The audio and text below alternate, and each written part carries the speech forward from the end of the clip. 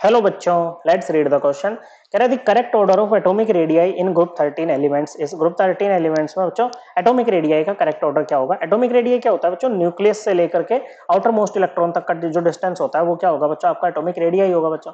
Group 13 में आपके पास में एलिमेंट्स कौन कौन से आता है बच्चों? ओके, ये आता है बच्चों बोरॉन, गैलियम, एल्यूमिनियम, इंडियम और थेलियम। ये आपके पास में आते हैं बच्चों। ओके, अब देखिए बच्चों क्या होता है कि आपके पास में जो रेडियस होता है ना, वो डायरेक्टली प्रोपोर्शनल होता है नंबर ऑफ शेल्स के। नंबर ऑफ शेल बढ़ेंगे तो क्या होगा बच्चों? रेडियस भी आपका क्या करेगा? इंक्रीज करेगा। अब नंबर ऑफ शेल कब बढ़ते हैं? जब हम डाउन द ग्रुप मूव करते हैं तो नंबर ऑफ शेल इंक्रीज करते हैं। देखो जैसे बोरॉन की configuration 2s2 2p1। Okay, valence shell configuration लिख रहे हैं बच्चों। इसकी क्या है बच्चों? 3s2 3p1 है। ओके बच्चों, एक सेकंड, हमने ये थोड़ा सा उल्टा लिख दिया है। गैलियम नहीं आएगा यहाँ पर, एल्यूमिनियम आएगा पहले, फिर आपका गैलियम आएगा बच्चों। गैलियम क्या है? 4s2 4p1। ओके बच्चों, इंडियम क्या है बच्चों? 5s2। ओके अच्छा, इसको थोड़ा ये 5 और s एक जैसे लग रहे हैं यहाँ पर।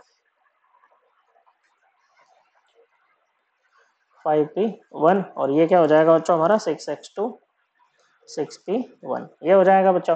ओके, तो डाउन द ग्रुप हमें क्या लगेगा कि साइज इंक्रीज करेगा बच्चों। तो बोरोन का सबसे कम, फिर एल्यूमिनियम का हो जाएगा बच्चों, एल्यूमिनियम से ज्यादा गैलियम का, गैलियम से ज्यादा थेलियम का और थेलियम से ज्यादा इंडियम का।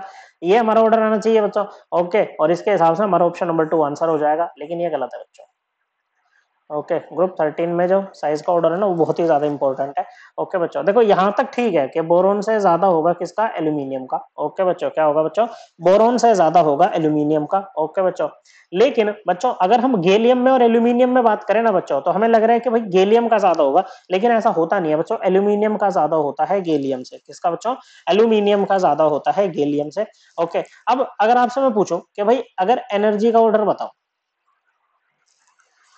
3D और 4p में, आपसे अगर कोई एनर्जी का ऑर्डर पूछे तो क्या बताओगे बच्चों? आप n+l रूल लगा के बताओगे। n क्या होता है? प्रिंसिपल क्वांटम नंबर, l होता है आपका एजीमुथल क्वांटम नंबर। तो n की वैल्यू क्या है बच्चों? देखो यहाँ पर 3 है n की वैल्यू। l की वैल्यू d के लिए क्या होती है बच्चों? 2। तो ये कितना आ जाएगा? 5 आ जाएगा बच्चों। यहाँ पर आपके n की वैल्यू क्या है? 4 है। p के लिए l की वैल्यू क्या होती है? 1 होती है बच्चों। ओके, तो ये कितना आ जाएगा बच्चों? ये भी आपका 5 आ जाएगा बच्चों। क्या आ जाएगा बच्चों? ये भी आपका 5 आ जाएगा। ओके, अब देखो क्या है, जब n+l की वैल्यू सेम हो जाती है तो जिसकी ज्यादा वैल्यू होती है बच्चों, जिसमें n की वैल्यू ज्यादा होती है उसकी एनर्जी ज्यादा होती है। तो 4p की एनर्जी ज्यादा होगी बच्चों 3d से। क्या होगी बच्चों? 3d से ज्यादा जो होगी ना बच्चों वो 4p की एनर्जी होगी बच्चों। ओके, किसकी बच्चों? 4p की एनर्जी होगी। ओके, तो यहाँ पर क्या है बच्चों कि एल्यूमिनियम से जब गैलियम पे मूव कर रहे हो ना बच्चों, उससे पहले ना 3d में 10 इलेक्ट्रॉन आ चुके हैं बच्चों। कितने आ चुके हैं बच्चों? 3d में 10 इलेक्ट्रॉन आ चुके हैं, क्योंकि पहले तो 3d भरा जाएगा बच्चों। ओके, तो 3D में जब 10 इलेक्ट्रॉन आ जाएंगे, अब देखो रेडियस जो है ना एक फैक्टर पे और डिपेंड करती है। ओके बच्चों, रेडियस जो होता है वो क्या होता है बच्चों? ये आपका डायरेक्टली प्रोपोर्शनल होता है किसके? स्क्रीनिंग इफेक्ट या शील्डिंग इफेक्ट के। ओके, शील्डिंग इफेक्ट क्या होता है? जैसे भाई ये आपका न्यूक्लियस है, ये इलेक्ट्रॉन है बच्चों आउटर मोस्ट, इसको कोई ना कोई फोर्स लगा के क्या होगा बच्चों? इलेक्ट्रॉन अपनी तरफ, ये न्यूक्लियस अपनी तरफ खींचेगा, लेकिन अंदर वाले इलेक्ट्रॉन इसको शील्ड करते हैं न्यूक्लियर चार्ज से, इंटर इलेक्ट्रॉनिक रिपल्शन लगा के। क्या लगा के बच्चों? इंटर इलेक्ट्रॉनिक रिपल्शन लगा के। तो होता क्या है बच्चों? सबसे ज्यादा जो शील्डिंग करते हैं ना एस के इलेक्ट्रॉन करते हैं, फिर पी के, फिर डी के, और सबसे पुअर करते हैं एफ के। डी और एफ वाले पुअर शील्डिंग करते हैं बच्चों। ओके, क्या करते हैं बच्चों? डी और एफ वाले पुअर शील्डिंग यहाँ पर करते हैं बच्चों। तो so due to poor shielding of 3D electrons, भाई गैलियम से पहले आपके पास में यहाँ पर 3D में 10 इलेक्ट्रॉन आ चुके हैं ना बच्चों। Okay, due to poor shielding of 3D electrons क्या होता है बच्चों? जो गैलियम का साइज है ना वो एल्यूमिनियम से कम हो जाता है। क्या हो जाता है बच्चों? गैलियम का साइज जो है वो एल्यूमिनियम से कम हो जाता है बच्चों। ओके बच्चों, ओके, फिर अगर हम इसके बाद इंडियम पे जाएं बच्चों। ओके बच्चों, किस पे जाएं? इंडियम पे जाएं। तो इंडियम का साइज गैलियम से ज्यादा ही होगा बच्चों। क्या होगा बच्चों? इंडियम का साइज गैलियम से ज्यादा होगा बच्चों। फिर देखो यहाँ पर फिर से वही चीज आती है, इंडियम और थैलियम पे हम जब मूव करते हैं, तो अगर मैं आपसे पूछूं कि बताओ 4f और 6p में किसकी एनर्जी ज्यादा होती है बच्चों?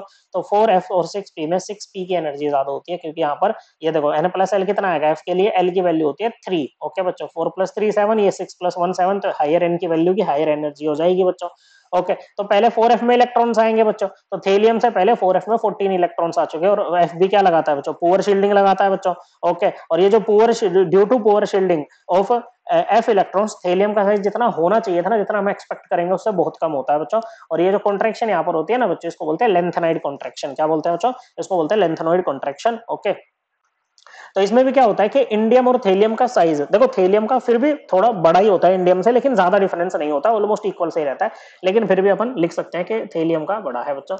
ओके, यहाँ कोई दिक्कत नहीं है बच्चों। तो यहाँ पर क्या है बच्चों, आपका बोरोन का क्या होगा बच्चों, सबसे कम होगा बच्चों। बोरोन के बाद आएगा गैलियम, ओके बच्चों, गैलियम के बाद आएगा एल्यूमिनियम, ओके बच्चों, एल्यूमिनियम के बाद आएगा इंडियम, और सबसे आगे रहेगा बच्चों आपका thallium. Okay, so correct answer क्या बनेगा बच्चों, ये बनेगा ऑप्शन नंबर 4। आई होप आपको ये एकदम क्लियर हो गया होगा। थैंक यू बच्चों।